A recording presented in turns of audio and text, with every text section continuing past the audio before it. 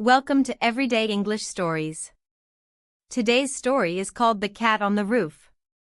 Once we've made our way through it, we'll turn our attention to 6 particularly useful expressions. Mia's cat Luna was, by nature, a creature of unshakable routine, perfectly content to idle away her mornings sprawled across the garden lawn. On this particular morning, though, a bird flitting past proved too tantalizing a provocation to ignore. Every ounce of feline restraint evaporated, and Luna gave chase with an abandon that belied her usual composure. She vaulted the fence and, propelled by sheer momentum, hurled herself onto the roof in a single audacious leap. The bird, unsurprisingly, made itself scarce within seconds, leaving Luna marooned atop the tiles with nothing to show for her efforts. It was only upon glancing downward that the precariousness of her predicament truly registered. Rooted to the spot with fright, she set up a plaintive, unbroken wail. Mia, alerted by the commotion, bolted outside in a state of mounting alarm.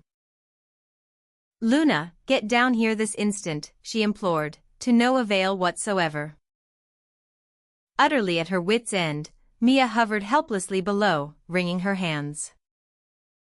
It was at this juncture that her neighbor, Mr. Ellis, materialized from next door. A taciturn, elderly gentleman, he had long been regarded by the street as something of a recluse.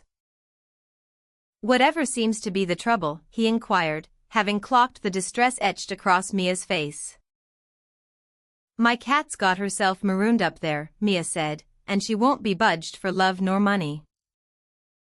A flicker of something unexpected crossed Mr. Ellis's features. "I kept cats myself, once upon a time," he confided. Without further ado, he disappeared into his shed and re-emerged brandishing a weathered old ladder. He had the presence of mind, too, to bring along a small bowl of cat food, tucked beneath one arm. With methodical deliberation, he propped the ladder against the wall and began his ascent. Rather than crowding Luna, he hung back and allowed her to dictate the terms of her own rescue.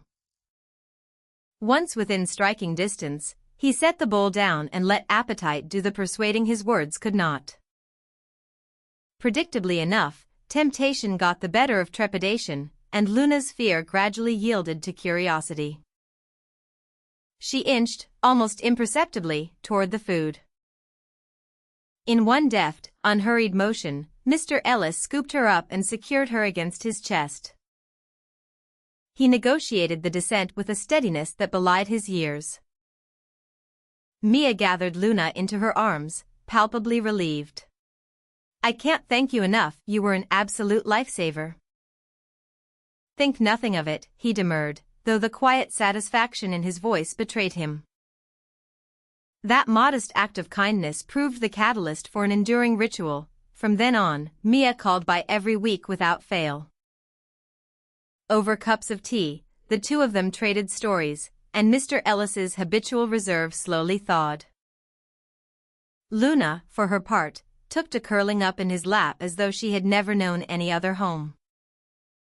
What had begun as an ordinary morning's crisis blossomed, against all expectation, into a genuine and lasting companionship.